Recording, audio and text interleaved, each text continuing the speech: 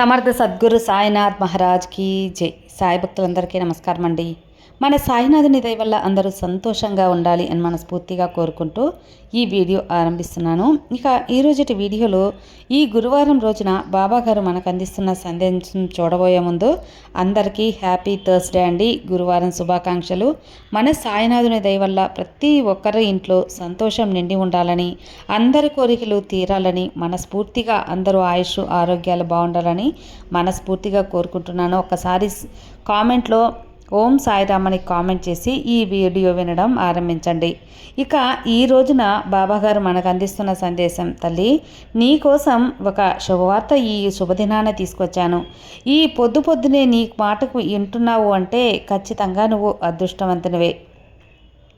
నీకు ఎలాంటి అదృష్టం రాబోతుంది ఈ రోజున, ఈ గురువారం రోజున నీకు కలిగే ఆ యొక్క అదృష్టం నేను అందిస్తాను. అది ఏంటో విని తెలుసుకో బిడ్డ అని బాబాగారు మన కోసం ఒక అద్భుతమైన సందేశం అందించారండి. మన సాయినాథుడు మన కోసం ఏది చెప్పినా కూడా అది మన మంచి కోసమే, మన భవిష్యత్తు, మన పిల్లల భవిష్యత్తు, మన కుటుంబం సంతోషంగా ఉండటానికి, మన జీవితాలు బాగుండటానికి అనే మాత్రమే గుర్తుంచుకోవాలి. ఎందువల్లంటే తండ్రి తన బిడ్డలకు ఎప్పుడు కూడా మంచే కోరుకుంటాడు. మనందరం కూడా ఆ సాయినాథుడిని తండ్రిగా మనం భావించాం, దేవుడిగా భావించాం, భగవంతుడిగా భావించాం. ఆయన ఒక సద్గురువుగా మనకు అండగా ఉన్నారు. బాబాగారు ఏది చెప్పినా కూడా ఒక గురువు లెక్క మనం ఆచరిస్తాం. కాబట్టి శ్రద్ధగా ఆలకించి వినండి. ఓం సాయిరామ్ అని కామెంట్లో తెలియపరచండి. ఇక బాబాగారు మనకు అందిస్తున్న సందేశం, తల్లి నీవు దేనికి స్పందించాలి, దేనికి స్పందించకూడదు అనే ఒక విషయాన్ని తెలుసుకోవాలి. అదేవిధంగా ఎక్కడ స్పందించాలి, ఎక్కడ స్పందించకూడదు అని కూడా నువ్వు అర్థం చేసుకోవాలమ్మా. మొత్తానికి నీ యొక్క మాట అనే తీరుని ఎప్పుడు ఉపయోగిస్తే మంచి విలువ పెరిగిపోతుంది, ఎప్పుడు ఉపయోగిస్తే సమస్య తీరుతుంది, ఎప్పుడు నీ మాట ఉపయోగిస్తే నీ విలువ పెరుగుతుంది అని కూడా ఆలోచించుకోవాలి. ఒక మాట అన్నా, ఒక పని చేసినా అది సమయం సందర్భం ఉన్నప్పుడే అది దానికి తగిన విలువ అనేది వస్తుంది. ఈ విషయాన్ని నువ్వు ఖచ్చితంగా గుర్తుపెట్టుకో బిడ్డ. ఎందువల్లంటే ఒక భార్యాభర్తల మధ్య ఒక గొడవ జరుగుతున్నప్పుడు ఎప్పుడు కూడా మధ్యలో వెళ్ళి దాన్ని సద్దుమణిగిద్దామని ఎవ్వరూ చూడకూడదు. అదేవిధంగా వేరే వాళ్ళు, వేరే అన్నదమ్ములో, అక్క చెల్లెల్లో, వేరే స్నేహితులో ఇలా గొడవలు పడి అపార్థాల పాలైనప్పుడు అందులో మధ్యవర్తిగా వెళ్ళి ఆ తగాదాని, ఆ గొడవని ఎవరైతే అదుపు చేయాలి, ఆపాలి అనుకుంటారో ప్రయత్నించడం, ఒక మాట వేయడంలో తప్పులేదు. కానీ భార్యాభర్తల మధ్య గొడవల్లో అడ్డు వెళ్ళకూడదు. ఎందువల్లంటే అది సమయం సందర్భం కాదు. ఎప్పుడు ఏది చెయ్యాలన్నది ఒక ఉదాహరణకి చెప్పానమ్మా. అలాగే ఏ పని చేస్తే నీకు మేలు జరుగుతుంది, ఏ పని చేస్తే నీ భవిష్యత్తుకు చెడు జరుగుతుంది అని తెలుసుకోవాలి. ఒక మంచి విషయం నీ జీవితంలోకి ఇప్పుడు వచ్చింది అంటే దాని వెనక ఎలాంటి నష్టం ఉంది, ఎలాంటి కష్టం ఉందని కూడా నువ్వు ఆలోచించాల్సిన అవసరం ఎంతైనా ఉంది బిడ్డ. అదేవిధంగా నువ్వు నా దగ్గర ఒక కోరిక పెట్టావు, నేను ఇప్పటికీ కూడా ఆ కోరిక నీకు నెరవేర్చలేదనే బాధ ఉంది. కానీ ఆ కోరిక తీరడం వల్ల నీకు కలిగే నష్టం, అలాగే నీ మనసు పడే బాధ, అవి వెనకాల నీవు నష్టపోకూడదు అనే ఒక విషయానికి ఆలస్యం అవుతుంది. అందులో ఉన్న అడ్డంకులు, నీ కోరిక తీరడంలో ఉన్న కొన్ని అవాంతరాలు అన్నీ తొలగిపోయాక ఖచ్చితంగా నీ మనసుకి నచ్చింది జరుగుతుంది. అది ఆలస్యమైనా జరుగుతుందమ్మా. కానీ ఇప్పుడు జరగలేదంటే దానివల్ల నీకేదో కొంచెం ఆపద పొంచి ఉంది అని మాత్రం అర్థం చేసుకో. అదే బిడ్డ నేను చెప్పబోయేది. కాబట్టి నీ జీవితం అద్భుతంగా ఉంటుంది. నువ్వు అనుకున్నది ఖచ్చితంగా తీరుతుంది. కానీ ఆ సమయం సందర్భం వచ్చిన తర్వాత నీకంటూ ఏదైతే రాసిపెట్టిందో, ఎప్పుడైతే రాసిపెట్టిందో అది ఖచ్చితంగా జరిగే తీరుతుంది. అలాగే నువ్వు కోపాన్ని వదులుకోవాలమ్మా. కారణం లేని కోపం చాలా అనర్థాలకు దారితీస్తుంది. అలాగే నీకు ఎవరైనా గౌరవం అనేది విలువ ఇవ్వని చోటకి నువ్వు ఎప్పటికీ వెళ్ళకు. నీకు విలువ ఇవ్వని చోటికి వాళ్ళు పంచపక్ష పరమాణాలు పెట్టి విందులు చేసినా అక్కడికి వెళ్ళనవసరం లేదు. నీకు ఒట్టి మంచినీళ్ళు ఇచ్చి నీకంటూ ఒక విలువ ఇచ్చిన వారింటికి ఎప్పుడు కూడా వెళ్ళొచ్చు. విలువ లేని చోట కాలు మోపవద్దు బిడ్డ. అది అవమానాల పాలు తీస్తుందంటే, నీ విలువను తగ్గిస్తుందంటే నేను ఒప్పుకుంటానా? ఊరుకోను. అందుకే నీకు ముందుగానే తెలియచేస్తున్నాను. నీకు అర్థమవుతుంది కదా, ఎప్పుడు నీ విలువ ఎవరు తగ్గించేలా ఉంటారు, ఎవరు నీకు మంచిగా ఆదరిస్తారు అని.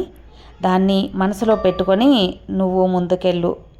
నీ కష్టాలు, నీ యొక్క బాధలు అన్నీ కూడా ఈ సాయి తండ్రి వింటున్నాను. ఒక భగవంతుడు తప్ప నిన్ను రక్షించేవాడు ఎవ్వరూ లేరు.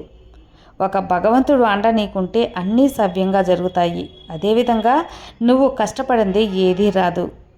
కొన్ని అవకాశాలు భగవంతుడిస్తే వాటిని నువ్వు సద్వినియోగపరచుకోవాలి, వాటిని నువ్వు వినియోగించుకోవాలి. అప్పుడే కదా నీ లక్ష్యం అనేది, నీ కోరిక అనేది తీరేది.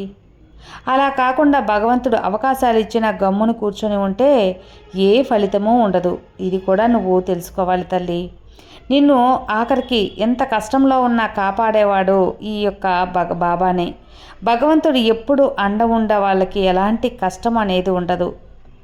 నువ్వు గత జన్మ కర్మలకి నీకు సంబంధం ఉన్నవాళ్ళు చేయాల్సింది మిగిలి ఉన్న వాళ్ళే మన జన్మలో పరిచయం అవుతారని. గత జన్మలో మనకి మన కర్మలకు సంబంధం ఎవరుంటారో వారు మన జీవితంలోకి వస్తూ ఉంటారు.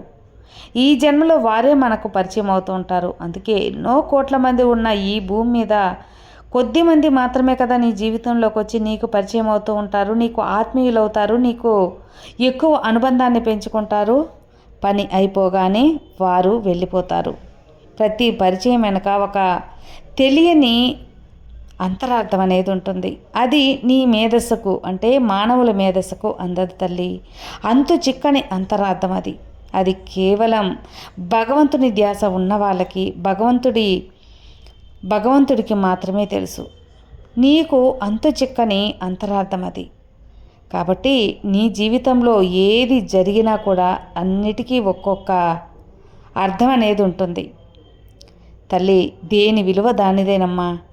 నీకు ఇప్పుడు ఉన్న ఇల్లు అనేది చిన్నదిగా ఉండొచ్చు, కానీ నీ ఇల్లు నీకు గొప్ప కదా.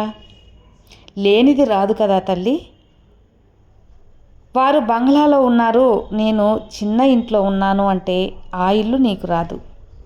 నీ జీవితం వాళ్ళు జీవించలేరు. ఎవరికి రాసిపెట్టింది వాళ్ళకి ఉంటుంది. వాళ్ళలా నువ్వు బ్రతకాలి అని ఆశపడటం తప్పులేదు. కానీ నీకు ఏది భగవంతుడు ఇచ్చాడో దాంతో సంతృప్తిపడు. నీకంటే తక్కువ ఉన్న వాళ్ళని చూసి జాలిపడు.